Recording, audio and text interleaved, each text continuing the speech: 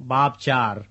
उस वक्त रूह यीशु को जंगल में ले गया ताकि इबलीस से आजमाया जाए, और 40 दिन और 40 रात फाका करके आखिर को उसे भूख लगी। और आजमाने वाले ने पास आकर उससे कहा, अगर तू खुदा का बेटा है तो फरमा कि ये पत्थर रोटियां बन जाएं।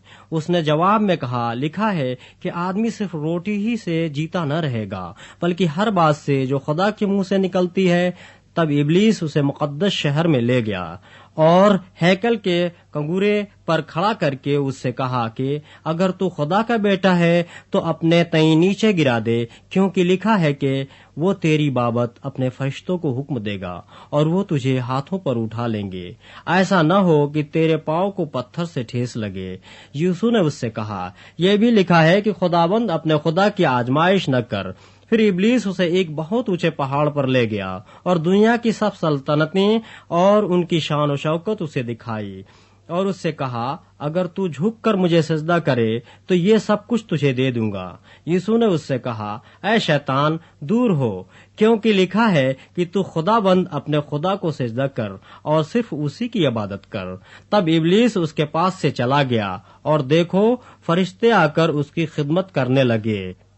जब उसने सुना कि यूहन्ना पकड़वा दिया गया तो गलील को रवाना हुआ और नासरत को छोड़कर कुफरनहुम में जा बसा, जो झील के किनारे ज़बूलून और नफ्ताली की सरहद पर है, ताकि जो यशायाह नबी की मार्फत कहा गया था वो पूरा होके ज़बूलून का इलाका और नफ्ताली का इलाका, दरिया की राह यरदन के पार गैर कौमों की गलील। जो लोग अंधेरे में बैठे थे उन्होंने बड़ी रोशनी देखी, और जो मौत के मुल्क और साया में बैठे थे उन पर रोशनी चमकी। उस वक्त से यीशु ने मुनादी करना और ये कहना शुरू किया कि तौबा करो, क्योंकि आसमान की बादशाही नजदीक आ गई है। और उसने गलील की झील के किनारे फिरते हुए 2 भाइयों यानी शमऊन को, जो पतरस कहलाता है, और उसके भाई इंद्रियास को झील में जाल डालते देखा, क्योंकि वो माहीगीर थे, और उनसे कहा, मेरे पीछे चले आओ तो मैं तुमको आदमगीर बनाऊंगा।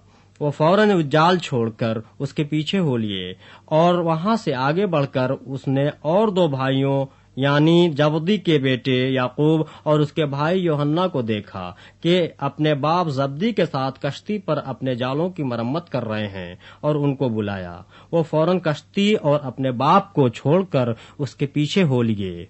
और यीशु तमाम गलील में फिरता रहा, उनके इबादत खानों में तालीम देता और बादशाही की खुशखबरी की मुनादी करता, और लोगों की हर तरह की बीमारी, हर तरह की कमजोरी को दूर करता रहा। उसकी शोहरत तमाम सूरिया में फैल गई, और लोग सब बीमारों को, जो तरह तरह की बीमारियों और तकलीफों में गिरफ्तार थे, और उनको जिनमें बदरूहें थीं, और मिर्गी वालों और मफलूजों को उसके पास लाए, और उसने उनको अच्छा किया।